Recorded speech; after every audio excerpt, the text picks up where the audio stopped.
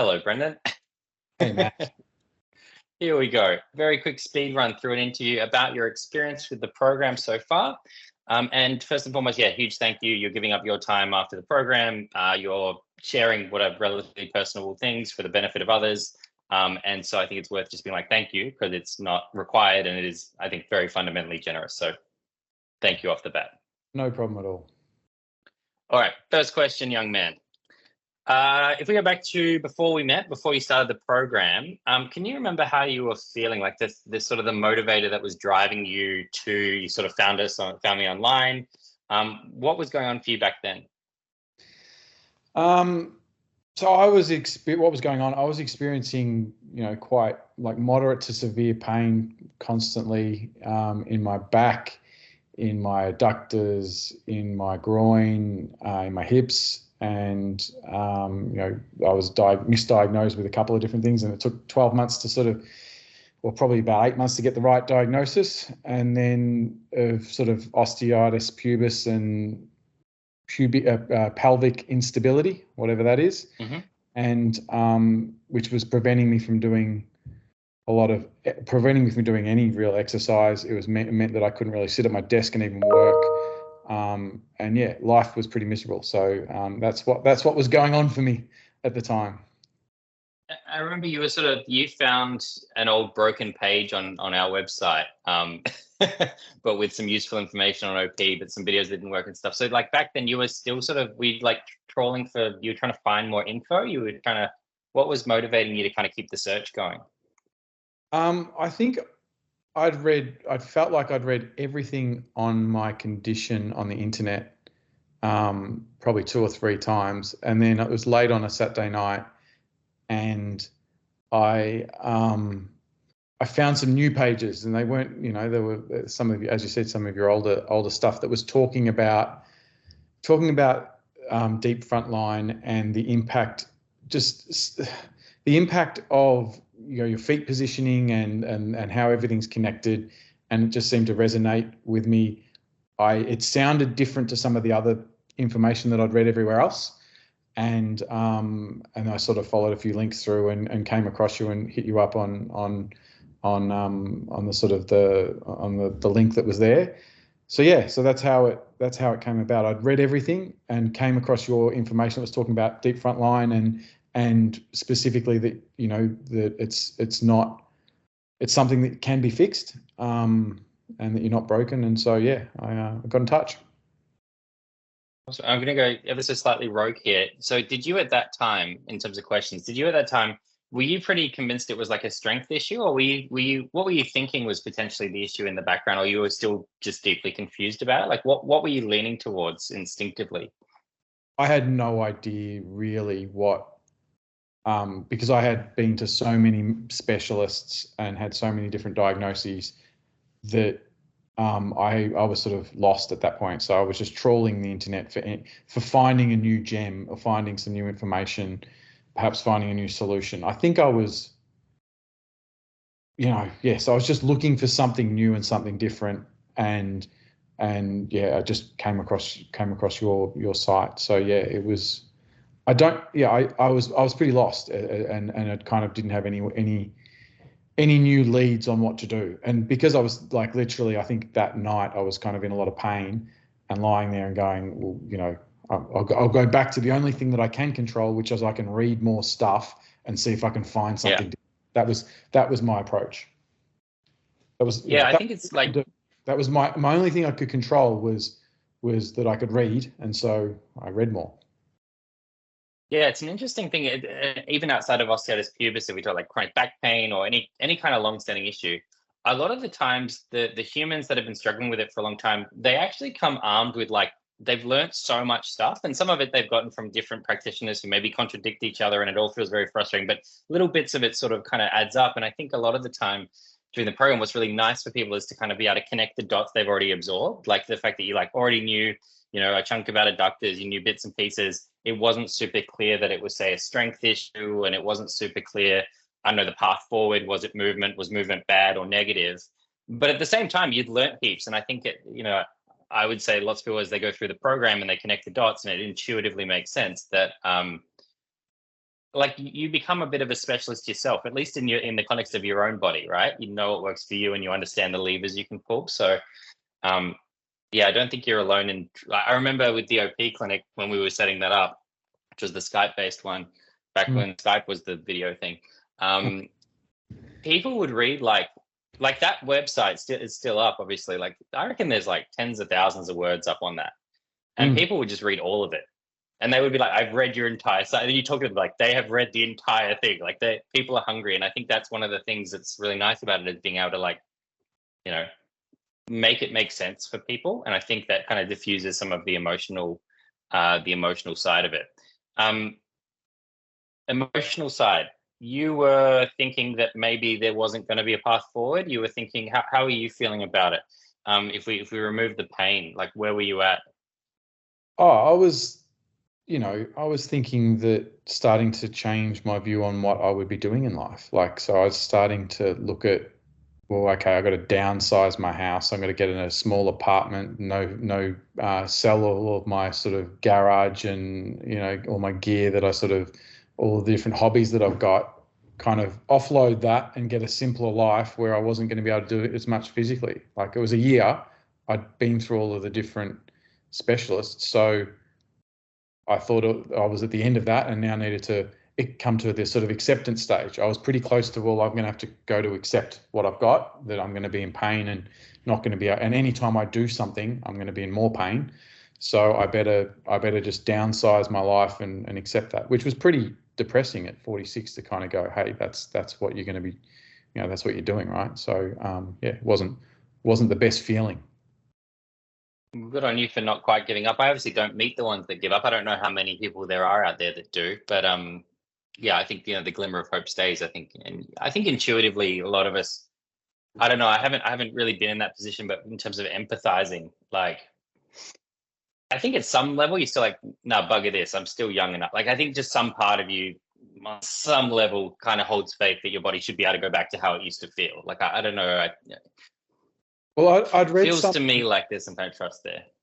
Yeah, I'd read quite a detailed study on osteitis pubis that said that something like recovery can be anywhere from 3 months to 5 years, and 10% of people don't recover.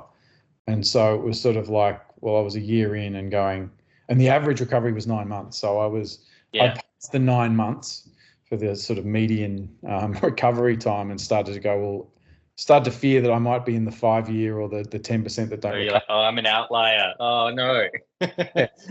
Yeah. And so it was pretty depressing, right? To think that's, I'm not a super active guy, but prior to it. But actually, come to think of it, I was playing a lot of tennis, so I was fairly active in some ways, but that's what caused it in the beginning anyway. So yeah, I'd say you were from what I know of you now, like, I'd still say you were pretty active. Like, you kept up your physicality, you just weren't a sporty spice, right? Like, and I think that's fine, and in lots of ways I think fundamentally better. But I mean, I guess we're now sort of skirting it. So in terms of like how you're feeling now, like how are you traveling? Like, what's changed for you since we sort of finished last week, sort of, I guess, for the 8 weeks? But like, what's changed? How are you feeling? What's going on with your body? So I'd say I'm pretty much 100% recovered. There's some very minor residual pain that I've almost got to think quite hard as to determine whether it's there or not. But yeah, it's like, it almost feels like one of those, it feels like one of those religious things where you sort of, I'm cured, right? It's it's sort of 8 weeks and I genuinely feel cured, and it's absolutely amazing. So yeah, it's incredible how that in such a short period of time. And I sort of knew probably 4 to 5 weeks in, 2 or 3 weeks in, I was still skeptical. 5 weeks in, I was starting to kind of go, I'm seeing serious improvements. And by 6 or 7 weeks, I was converted, and I'm like, this is going to work. And so that's how it sort of played out. And yeah, I also stopped the drugs that I was on. I was on anti-inflammatories. Oh yeah. Inflammatories and some other nerve suppressants. I was on them for 6 to 12 months of drugs, and I just, I was sort of arming and ahhing as to whether I should stop them, because I didn't want it to stop them and then have a sort of some side effects from withdrawing from those that I'd misinterpret as more sort of pain associated with the work that we were doing. But I just stopped them, and didn't notice any difference. So yeah, that was good as well. Yeah, I remember the conversations as we were umming and ahhing early days is when the right time was to test pulling off them, because of course you can get a bit of a rebound. My experience is most people don't get much in the way of a rebound. But obviously it's important not to like change too many variables. But what was that, about week 5 that you stopped, I reckon? Yeah, it was 3-4 weeks ago. Yeah, it was about then. And it's quite interesting. I'm probably not that good at taking tablets every day, but I was very good at taking tablets whilst I had this condition, because I was constantly reminded through the pain that I was experiencing. Yeah. And so in some respects, I stopped having the tablets, because a couple of times I actually missed them because I forgot that I needed them, because my reminder was my reminder was the pain, and because I wasn't experiencing the pain, I didn't need that. And then I realized, oh well, I haven't had them for a day or two, and I just went, oh well, stuff it, I'll give it a crack and not have them at all, and here we are. Yeah, if I think back to kind of the process, like I remember the first session, or our first gym session, which is like second session, we did the theory in the first one. I remember like you being quite surprised by sort of how your conditioning had suffered a bit. Like some of the movements that we did felt like unnaturally or unnecessarily hard for you, maybe like in a surprising way. And I feel like that was sort of like even though you hadn't had any like symptom abatement at that point, I feel like there was like almost a part of your brain that could at least like attach to like an objective part of maybe why you hadn't gone past this. Is that fair to say that was like I don't know, it was part of the process? Totally. I think it was very, very clear in the first training session how weak I'd become, and the lack of physical activity, through some of the physios that I'd had in the past, which was sort of very, very passive, I think, and the was way too passive, that I'd lost all of the strength and muscle tone, and it was really clear that that was a big issue. And now whether that was going to fix it at that point early on, I wasn't convinced that just by becoming stronger that it was going to fix it.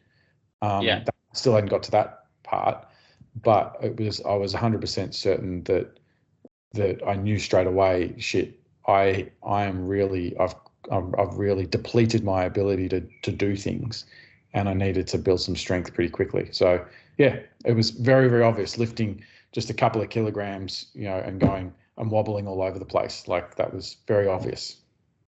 And then you progressed pretty quickly though, right? Like, so was that a surprise how fast the strength came back? It was a total surprise. I remember we went and got 8-kilogram kettlebells on the first round, and I could barely do those properly without wobbling all over the place. And then you'd put on my sort of agenda for the coming weeks. The program, the program that would be going up to 16 or 20 kilograms in a couple of weeks. And I was looking at it going, this is insane. He's going to break me. Like I was almost thinking, well, this is going to be too much for me. I need to stop. Matt's off his head. Like I can't progress from that 8 kilograms to the 16 kilograms in 2 weeks. It's not right. But the funny thing is I did the 8 kilograms for 2 or 3 days, and I went out and bought the 12s myself ahead of your schedule, and was moving well in advance of that anyway. And I think that just shows just how ridiculously weak I was, and that just how fast the body can recover if you're doing the right exercises and you're doing them properly. Like, it was incredible. Like it either shows that the body either shows one of two things: the body can recover incredibly quickly, or it shows just how weak I was, and probably a bit of both. Yeah, I think it's like, so weakness is kind of thought of as like a maybe like a static state as opposed to a dynamic state. Like, so if you haven't done anything for ages, I mean, I think of it like you've got the train there, but the drivers are all pissed off because for the last 3 years you haven't done anything, so the train doesn't move, right? And then you try and turn the train over, and you're like, oh, this is a bit clunky and a bit shitty. But fundamentally, like, we are really strong creatures. Like, we are big monkeys, lots of power and lots of forces that move through our body. And particularly with OP, we've talked about it sort of ad nauseum. Is like massive force goes through the hip when we're just walking and running. Like, we think of dumbbells or kettlebells as being heavy, and ignore the fact that, like, when we run, there's like 5 times our body weight going through our hips. And so you touched on it before, when we see a lot of conservative rehab exercises, yeah, we can isolate an area, yeah, we can get it to feel a little bit of a burn, but does it actually translate into us moving our heavy body around under the influence of gravity?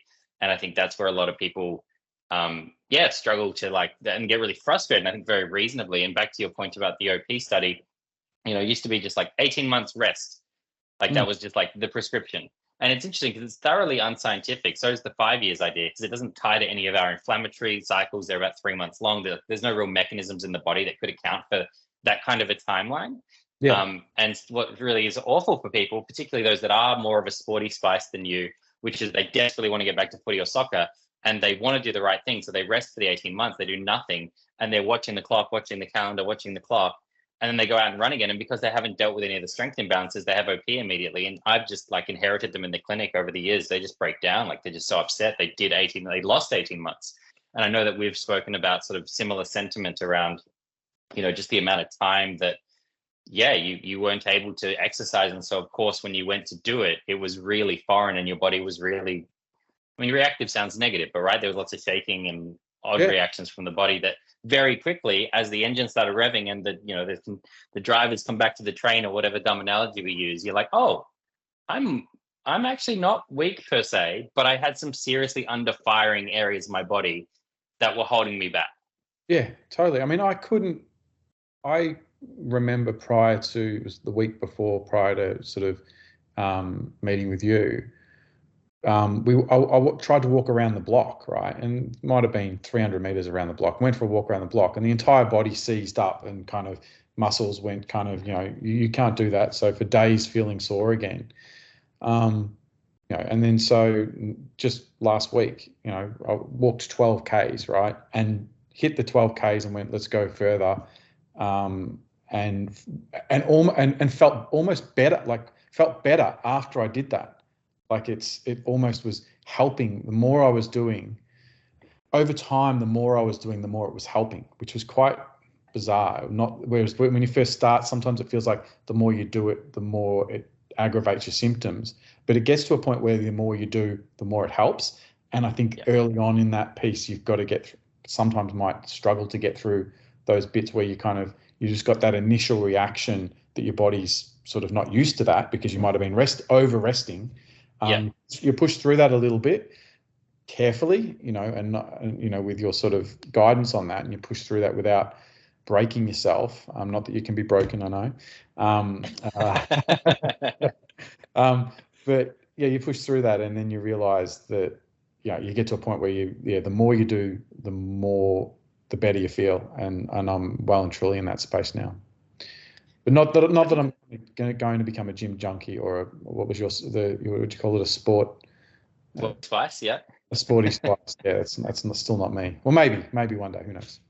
Oh, you find your own version. I wouldn't say that I was I don't find the gym a particularly inspiring place either, I have to say, in terms of its function. But I think that's like a really good segue, because when I think about, like, when you said when you put the 12s or the 16s in the program, you're like, he's a fucking nutter. Like, what? There's no way I'm moving that. I can remember a couple of very distinct moments where I encouraged you in a direction, and your face was like, what the no? Like, I remember when I first said, like, go for a run, and you're like, go for a what? Yeah. Like, I was terrified. I was really terrified. It was probably, I don't know, I could find out what it was. Probably only week 3. You were saying you're going to go for a run of a kilometre, and I negotiated it down to 500 meters. Down to 500, yeah. And I was really, really worried about how that would play out. And it was fine. Like, there was a little bit of soreness, and it dissipated, and then the next time I think I did a K, and so yeah, it's you've just got to, I think you get beaten down by your condition, right? And you get beaten down by it and you lose a little bit of faith in your body sometimes. And that's where I was at. But, yeah, I think kind of acknowledging that you're not broken and acknowledging that you're still a strong human, and that the body can recover and fix itself that's part of the issue. Yeah, and I think good segue into the next question, which is really about when you started, you weren't sure what was up. You'd kind of lost faith. Some of the deep frontline stuff you found sort of resonated, but you weren't 100% on it. It's a strength thing. We had these early experiences with strength being kind of obviously very compromised in those first workouts, and then coming back very quickly. But in terms of like, if you had to describe like, so you got like the physical getting stronger piece, and then you've got like the emotional, I guess, interpreting your body, thinking good pain, thinking bad pain, starting to build like, do you think they were kind of equally important? Do you think fundamentally it was still much more of a strength issue for you, or do you think it was sort of, more so on that emotional side? Like, where do you think that balance sits between the two in terms of your experience over the last 8 weeks? It's, when you're sort of trying to unpack, is it a strength thing or a mental thing? You never really know the mental side and the unconscious side. But if I had to guess, I think initially there was absolutely a physical imbalance, like a physical weakness that needed to be addressed before anything would change. So I think I needed to work some of the muscles and build them up before anything would kind of, before I get any benefit. And then I think over time, it then changes. It then changes and probably moderates back towards more of a mental state that you're moving from a sort of a space of I don't know, I've got to exercise more, I've got to do more to get better, and then over time you start feeling better and you almost start forgetting. So the mental side of it is sort of I'm not too sure how to explain it. I think for me the physical side was really, really important up front. And I think the mental side's become more important as time's progressed, that acknowledging that I'm not broken and that you can work hard and that you can go out and do things. And if you're a little bit sore at the end of the day, that took a long time for me to change my view on that. That's only really truly changed since I start to get down to the really low symptoms, like in the last 2 or 3 weeks. I've really started to feel more mentally positive about it. But initially it was just all about the physical side. I don't know if I've answered the question or not properly. You have, I think, and I also really appreciate you having a crack at answering, because it is a tricky one for all of us to answer, and I never really know how someone's going to. I think my sense is same. I think for the nature of the type of structures that are associated with OP and even chronic back pain, hip pain, like a lot of them have very similar underlying structures that are not working the way they should. But yeah, and I'm not sort of ever pointing that it's an emotional issue with people, but there is this paradigm that we've inherited in the Western world, which is, you're sore, don't hurt it, don't move too much, rest it, whatever. And it's very difficult because a lot of the movements that we associate with physical health, we have this idea of like physical health, and then we have this idea of fitness. And in the Western world, we think of them as being same. Like when we think of physical health, we think of like a gym class or a treadmill or whatever. But they're actually, as we've sort of talked about a lot, they're not the same thing. Fitness is kind of like, I think of fitness the same way I would think of any other sport, where like if you go to gym, you build a gym type of body with gym type of movements that has its own shortcomings, whatever. And so one of the challenges I think for a lot of people is they get sore. The overarching kind of health literacy in society is, you should rest that, take some anti-inflammatories or whatever. And then when it goes away, like go do fitness behaviors. And so you go kind of do these non-functional movements. I can talk at great length about my dislike of aspects of the fitness industry. But I think that just like a few of those and your confidence is just shot. Like any intelligent person would be like, well, clearly I don't know what the fuck's going on here with my body. Clearly that thing was negative. Clearly resting isn't helping. I'm stuck. And I think that when I think about the emotional side of it, I think about the building your own sense of confidence in movement and in navigating pain that isn't like oh, I did this, I got sore, maybe that means damage, or maybe that means something negative. We get to kind of be a little bit braver. And as we open ourselves up to the idea that pain doesn't have to be a kind of a a restriction. It's something to explore through movement and try to address through movement. And I think that's when I think people, it almost accelerates, you know, kind of an exponential improvement as that paradigm starts to shift in someone's head. And they need, I think I said to you a few weeks in, you were feeling pretty positive, and I was like, this is great, but let's wait till you have your first flare up. Yeah. And we'll see how the emotions come up when you have your first flare up, because everyone has one, and you know they start to second guess because they've been a bit traumatized.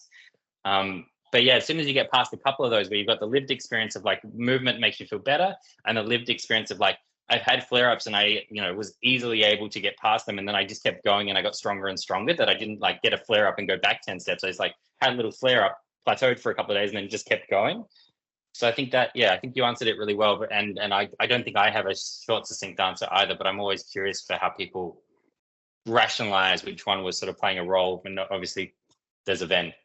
Yeah, I kind of think I needed to see, yeah, based on how many different doctors and specialists and treatments and medications I'd gone through, I needed to see a physical result, like experience a physical improvement, before I was going to miraculously go, you know, feel mentally excited about something. Yeah. You know, I wasn't going to just buy in, you know, respectfully, Matt. I wasn't going to buy into the whole thing until I'd seen, you know, some sort of physical improvement, and I'd sort of, and when I started to see that, it, you know, it really helped the mental side as well. But as you said, there were ups and downs, right? You know, there was probably around week 3 or 4, I probably, you know, I did too much, which was fine, absolutely fine, and you know, got a little bit sore, interpreted that as, this is stuffed. Why am I doing this? This was crazy. Yeah. And I need to stop. He's pushed me too hard. And a day or two later, it was fine. I was back into training and it was all good, right? So, yeah, and that really only happened once. So, yeah. Yeah. And did you, like, if we just say like in general, like, did you find the program hard work? Like, did you find it? Yeah, I guess I'll shut up. Did you find it hard work? Yeah.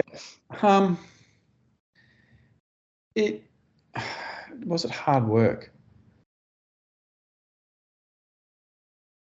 I worked hard, but I don't think it was hard work. Like, you know, That's a nice way to put it. It's not like, I don't know, you think of hard work, I'm going, well, what's real hard work? I'm thinking of, you know, back to some shows and watching like The Biggest Loser, and maybe they were flogged like 4 hours of the day, just stripping in sweat and keep going. It wasn't that at all. So if that's hard work, then it wasn't hard work. I was doing, you know, probably half an hour to an hour of lifting, mainly lifting, and doing an exercise, stopping, regrouping, you know. So I wasn't used to doing that. So it was hard work relative to what I was used to doing, because I was sitting on my ass doing nothing. So, so I don't think in a traditional sense it was hard work. It was hard. I was going to say it was hard to make sure I did it, but, you know, I had to be quite disciplined in making sure and try and set some, you know, to make sure I did it, bearing in mind I was still reminded, you know, by the pain to do it. But no, I don't think it was too much hard work. I think there were moments where, particularly early on, where I was doing things, the hardest bit is probably the mental side, going very early on, going, I'm doing exercises, they feel pretty uncomfortable because of, you know, I'm in pain. Am I doing damage? Am I hurting myself by doing this or not? And then worrying about that. That's the hardest bit. Was probably that, particularly early on, that mental, the mental toughness, to a bit of trust, right? You kind of go, I was at a point where I was like, well, I got, you know, I'd kind of lost faith in every other medical professional. So I just went, well, you know, let's just do it and find out what happens. So it was a bit like that as well. I think that was honestly, I think that was a really interesting and good answer. So like if I said it back, it sounds like you felt like it was definitely effort, but it wasn't necessarily hard or like sacrificey, you know, like the way people think about like, I've got to really cut back or change my lifestyle. It was more like you had some new stuff you had to work on. And then it was also quite confronting at points where you probably spent equal emotional energy sense checking that you felt you were on the right way, like pathway, than it was some kind of like huff and puff or sacrifice where you had to like lose weight or, you know, grunt or whatever. You just kind of worked through it. Yeah. I mean, yeah, absolutely. I mean, the things that I did, I literally, you know, would lift some kettlebells up and down in the proper way, doing my split deadlifts, do my banded pulls, you know, and do some ab wheel, right? Those 3 core exercises that you gave me, and you gave me some other things around the peripheral to kind of, you know, keep it interesting. But at its core, I was doing those 3 exercises. So it wasn't like I needed to also, you know, learn a huge amount of stuff, or, you know, it was do your 3 basic exercises. You know, you can try some other exercises and play around with some other exercises. So I think overall you couldn't say it was hard. I don't think you can say it was hard. It was, if I look back, I think my wife was sort of looking at me going, geez, you're dedicated to doing it. So like I was focused on making sure I did it every day, but it wasn't hard. I wasn't really breaking a sweat much, you know. I should, you know, yes, I was working harder than that, Matt. So, yeah. So that's fine. I think the more interesting thing to touch on there is I think your wife, anyway, she noticed some differences in you as well, right? So what did she notice? So she sort of was a big fan of you fairly early on in the program because she saw some differences. What did she notice? Yeah, I mean, she, you know, I was starting to walk around the way I was walking like an older person. You know, I was starting to sort of, she noticed that the way I was walking, I was kind of protecting myself constantly in the way that I was moving, and that changed. You know, and just sort of physically how you're standing and how you're appearing. You know, that changed dramatically over the time of just in 8 weeks. So yeah, I'd gone from sort of being an older person that was, you know, very, very concerned about movement to a younger person that was flexible and moving around more solidly. So she was happy. Yeah. Yeah. Gotcha. We are very close then. I'm mindful of time with you, Brendan. So I've got 1, maybe 2 more questions. Key takeaways from the program. So we spoke about paradigm shifts and stuff. And I think we've touched on most of it, but is there anything that you sort of really, would consider key takeaways from your time in it, looking back on all the experiences you've had around treatment and bodies and health? So I think the key things for me, which I never thought 8 weeks ago I'd say, is that I'm definitely not broken. You know, I was perhaps working in a broken system, but I was definitely not broken. That's sort of the first thing. I think if you don't have the right strength in your body to do certain movements, you don't have the license to do them. You know, I was playing tennis aggressively and competitively, not competitively like a Australian Open, but But you were whacking it, I was running around like a psycho, you know, a little bit overweight and not without the right license to do that. I didn't have the right strength conditioning to do that. And so you need the right strength to do certain activities. And then finally, I think, you know, you're not fragile. Like, you know, like I wasn't, by doing these exercises, I didn't break myself. Like I also, you know, they told me that I had a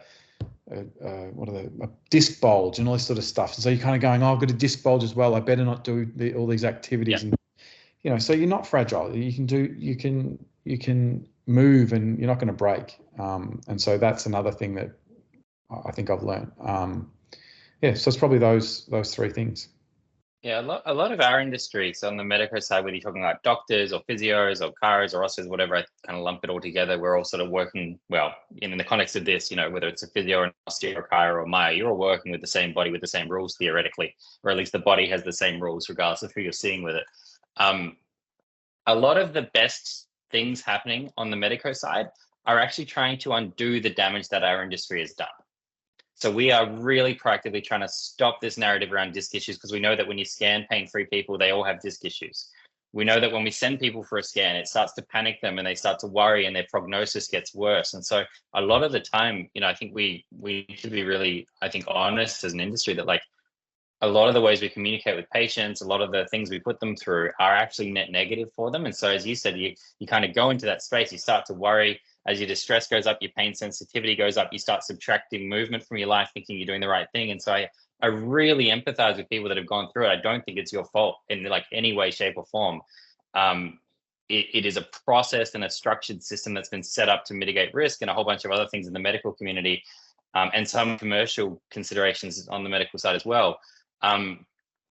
But yeah, if you get frightened, if someone tells you something concerning your spine, of course, any intelligent person is going to be like, oh shit, I need to worry, and I need to be careful, and I need to protect, and I need to guard. And that just kind of keeps adding layers that keep like stripping out our confidence and stripping out our movement. So yeah, I really don't think, and we've talked about this in session, like I really empathize. It's like, there is a lot of rubbish out there, and there's a lot of stuff people go through that is, anyone with half a brain cell would get trapped into that thinking if they went through those processes and someone said, oh, I'm concerned you're not responding to treatment. Oh, let's get a scan. Oh, you've got spondylolisthesis or some word you've never heard of.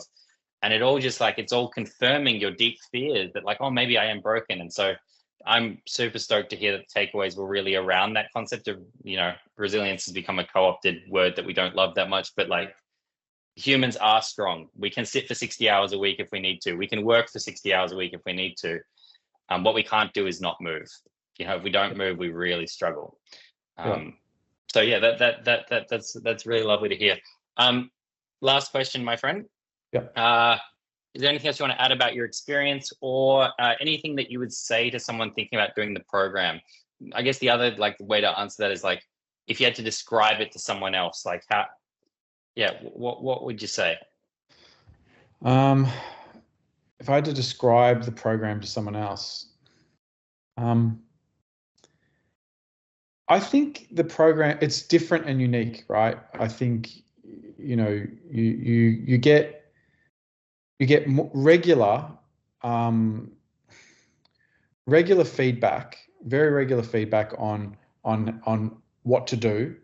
And you can kind of the way that, it's innovative in the way that you interact, this sort of the video model back and forth every day, little bits and pieces, little, the coaching, being able to upload and ask questions and send in videos of you doing that every day. Yep. Yeah. So you're getting sort of immediate feedback when you need it, rather than waiting a week for a practitioner to kind of go, oh, I'm going to go see them a week later. So you're getting back in the moment. Which is really good. And it often doesn't need to be an hour session. It just needs to be 2 minutes, like what's happening at the moment. So I guess my summary of that is it's an innovative way of a new and innovative way of seeing a program together, like rather than, go and see someone once a week or whatever. So that's different. I think that's different. It was a poor way of saying that. I think, what else would I say to someone? So it's, I'd say there's always going to be, I was concerned about, I'm going to just be blunt, I was concerned about the cost of it, going, well, looking at the cost and going, if this doesn't work, well, I'm throwing away a lot of money. And so I think I'd say to someone, look at what goes on in the world elsewhere with the medical profession, how much you're spending on all this other rubbish, all this other stuff that they're all experts in their own fields. And if you looked at all of that money and you added it all up, and you're doing that for years, like how many more years was I going to be going to remedial massages and sports physicians and physiotherapists and taking all of these drugs that'll probably end up in some other condition, burn a hole in my stomach because I've just taken too many anti-inflammatories. So if you add it all that up and you go, look at the price of this, you don't need to put your price up for me, Matt, but it's cheap. It's a relative bargain if you look at it over a longer term period. If given that I was fixed within 8 weeks, it was an absolute bargain. I would have paid you a hell of a lot more to do it. So so we're recording, and we've got the shot. We've got the shot. I think and just to jump in and try, one of the reasons that I structure that way is because I do want to be able to pump heaps of time into people too. I need permission to be able to do that as well. And so, as we've talked about, seeing less people, being able to have daily support, daily touch points, And as you said, sometimes you don't need it for a week, but in times when you do need it, like how valuable it is to just be like, cool, in this moment when I was struggling, I had immediate feedback. I knew exactly what to do. It took out all the worry. And I think, you know, that the appointment-based care that we talk about, people talk about funding models for healthcare as being problematic. You know, like if I help you faster, you get better faster, I get less money because you don't come and lie on my treatment table once a week. Like all those people talk about that a fair bit. But I'm actually far more interested in the problem that is appointment-based care, because it's really just a legacy issue around truncating professional services, right? Like I have a bunch of physios that I hire or doctors or whatever, and I need to put it into half an hour stints or hour stints. And most people expect to come once a week, so I can do it once a week. And it's completely removed from like the outcome that you're trying to achieve, which is like, I'm at point A, I want to be at point B. And if we used a different analogy, like learning a language or anything else we were trying to learn or get familiar with, if we did like 45 minutes once a week for 6 weeks and then nothing for 6 months and then went again, like we would not expect to learn anything meaningful. We would not expect to have an outcome. And so I think part of what you meant, like rationalizing the structure of the program and thinking about the structure and the cost, is really an outcome-based approach to this of like, I want to get to some point there. How much do I need to invest time-wise to achieve that? And is appointment-based care even conducive to that? Or is that structure problematic in and of itself, trying to wedge it in at the end of a long day at work or sneak out at lunch? I think that's really where the innovation in healthcare needs to come from, is trying to find ways around that appointment legacy issue, which I think you actually really articulately kind of covered, in that being maybe like one of the key differences, that it's not about how many appointments you get with me, it's about a process that you get to go through and feel fully supported through. At least that's my hope. Yeah, absolutely. You provide a very different approach that you know, if you're doing a particular exercise one day and you're